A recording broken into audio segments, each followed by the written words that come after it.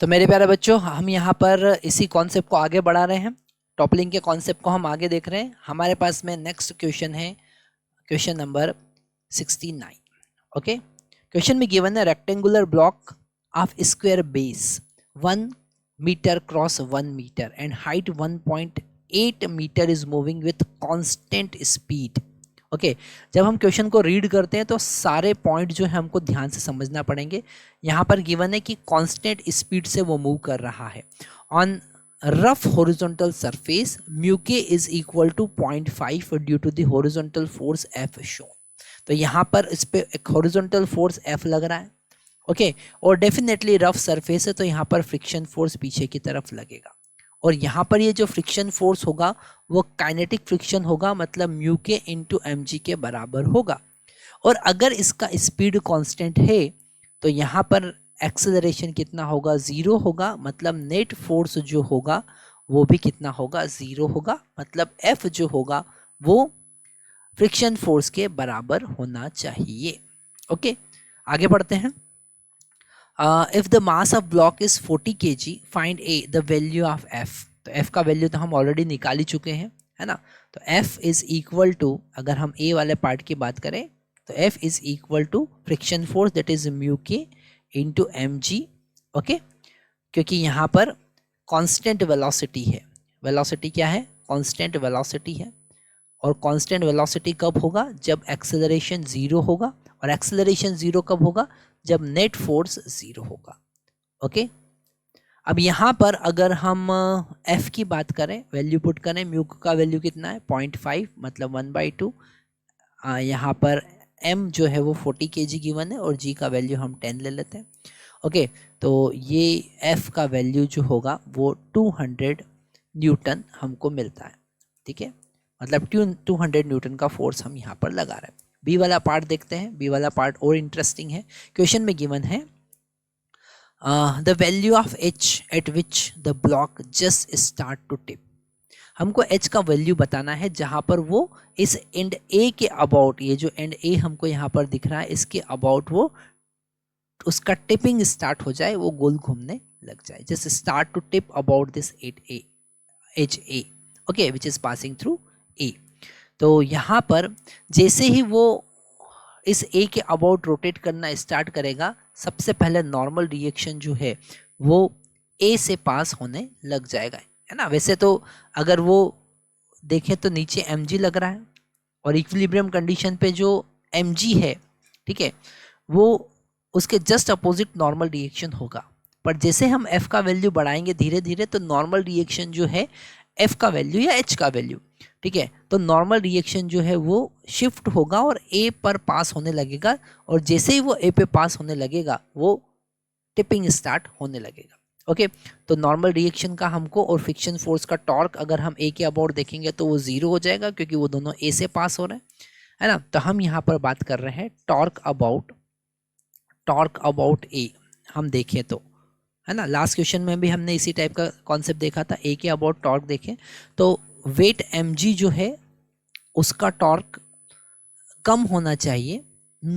अगर इसको गोल घुमाना है तो एफ का टॉर्क ज़्यादा होना चाहिए। तो एफ का टॉर्क होगा एफ इंटू उसका परपेंडिकुलर डिस्टेंस एच, इस ए से उसका परपेंडिकुलर डिस्टेंस एच है, is greater than M G into a/2, मतलब 1/2। 1 मीटर है उसका साइड।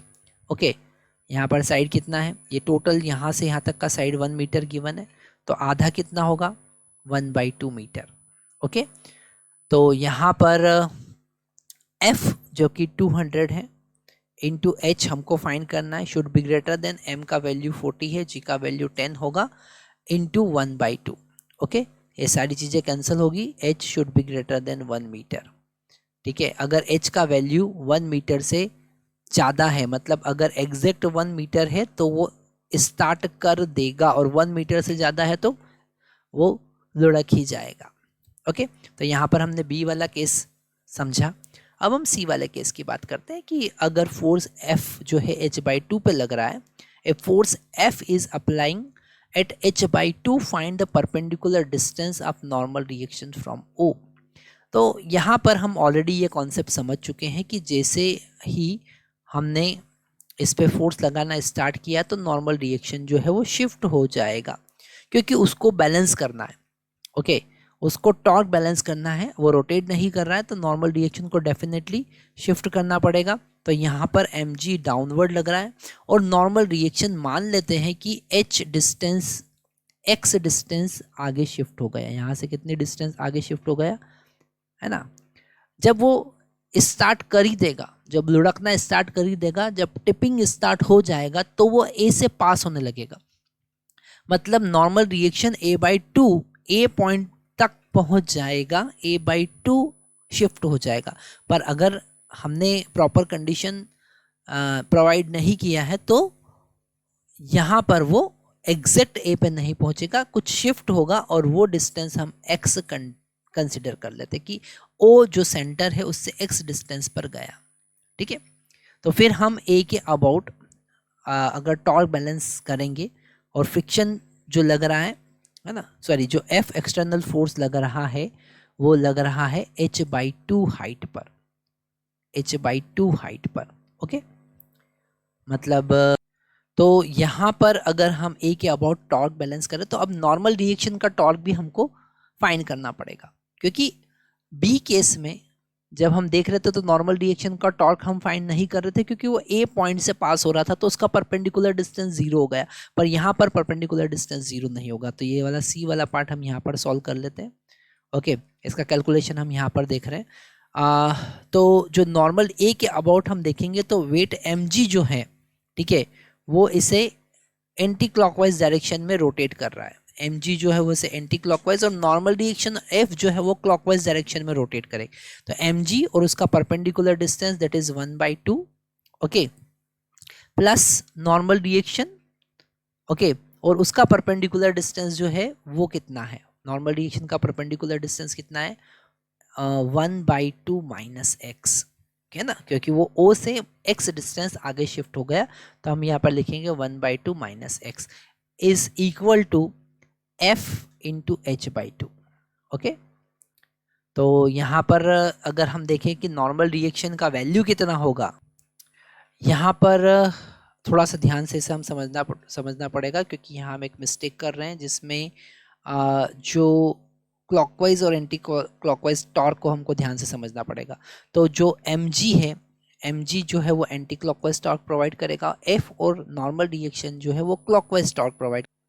तो यहाँ पर अगर हम टॉर्क ए के अबाउट टॉर्क को हम देखें तो नॉर्मल रिएक्शन और f जो है इस पूरे ब्लॉक को एंड क्लॉकवाइज डायरेक्शन में रोटेट करवा रहा है, पर जो mg है वो एंटी क्लॉकवाइज डायरेक्शन में रोटेट करवा रहा है।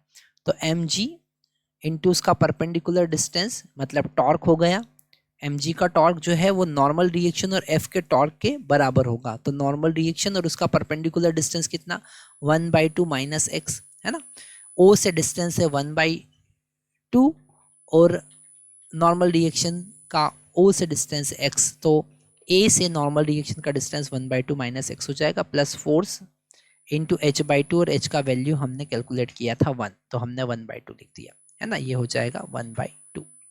ओके, अब यहाँ पर हम सारी वैल्यूज पुट करेंगे, तो mg into 1/2 is equal to normal reaction भी mg के बराबर ही होगा, so mg into 1/2 minus X plus f का वैल्यू हमारे पास 200 है जो हमने पहले कैलकुलेट किया था, इंटू 1/2। इसे आगे काउंट करेंगे तो यहाँ पर mg का वैल्यू हमारे पास 400 था, 400 divided by 2 that is 200। Okay, m into G, m का वैल्यू 40 और g का वैल्यू 10, तो 400, और यहाँ पर हो जाएगा 200, okay sorry 400 in the bracket 1/2 minus X plus it is 100।